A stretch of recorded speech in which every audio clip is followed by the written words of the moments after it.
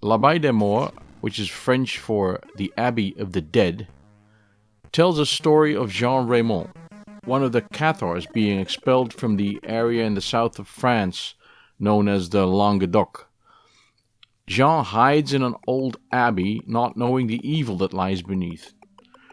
12 brothers died in the abbey, which you have to explore, collect their 12 crosses, find hints and extra lives along the way, while dodging several enemies and solving a few puzzles. Unlike the other Commodore action platformers, you press the button to jump. Your jump and your wit being your only weapons. The game plays fluidly and the jumping mechanics are spot on. Programming was done by Antonio Savona. The graphics are a perfect application of high-resolution, single-color graphics. The music is catchy and not grating at all. Both graphics and music were done by Sal Cross, another well-known name. When I first played L'abbaye des Morts on my Commodore 64, I noticed a reference in the credit roll to the original game by Locomalito. We know Locomalito from one of my favorite action platformers, Maldita Castilla, or Cursed Castilla, which was released on PC and PS4.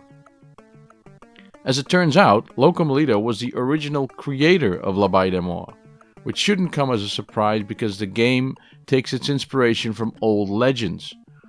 Where Maldita Castilla borrowed heavily from Spanish myth, L'abbaye des Morts tells a bit of French clergy history.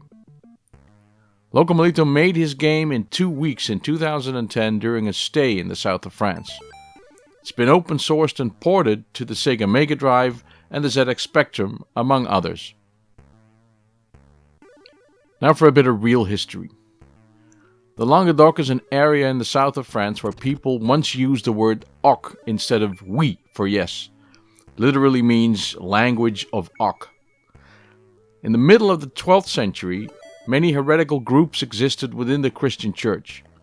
Groups in the south of France and the north of Italy managed to develop into an actual church. They manifested mainly in the cities of Toulouse, Albi, and Carcassonne. You know the one from the board game?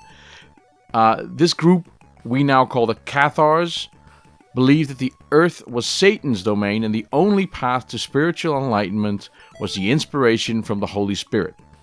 They felt that the God as described in the Old Testament was so jealous and vengeful, he must have been Satan.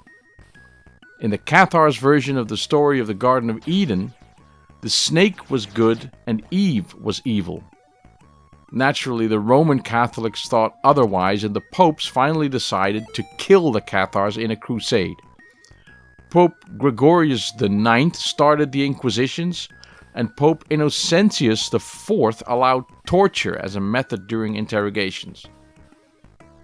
The Cathars left many castles and strongholds in the south of France, which are still here today.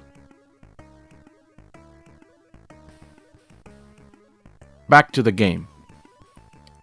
Our main hero, Jean Raymond, is a reference to the Counts of Toulouse, all called Raymond, who were in power at that time. During the game, you collect crosses. They have the shape of the Cathar cross. However, one of the hints you can find in the game says that 4 brothers changed their faith. You will find some inverted crosses, which are actually crosses of St. Peter, which referred to St. Peter's wish to be crucified upside down because he didn't feel himself worthy of Christ's death on the cross. If you look closely, the abbey's windows in some of the rooms are shaped the same.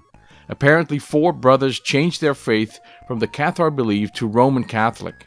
To pick up their crosses, you will have to flick a switch in the Wheel of Faith room. There are 23 screens to explore, and it will take you about 30 minutes to play through completely if you know the game, although some speedrunners can do it in 3 minutes. The enemies are fair and some attack patterns are challenging. It's a masterclass in level design while maintaining a high level of accessibility for moderate players. You'll spend time figuring out the map and the function of each room and switch and the route you have to take to finish the game.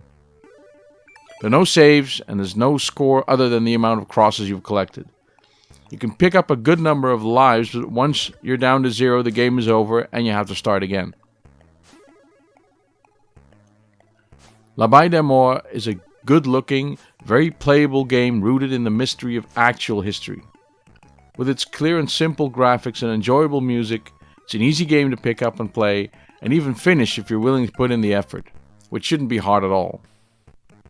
This game is available for free on Windows, and has been ported to the Commodore 64, the Ouya, the Mac, Linux, Pandora, GCW0, Wii, PSP, Mega Drive, and even HTML5. So there's no reason not to give it a go.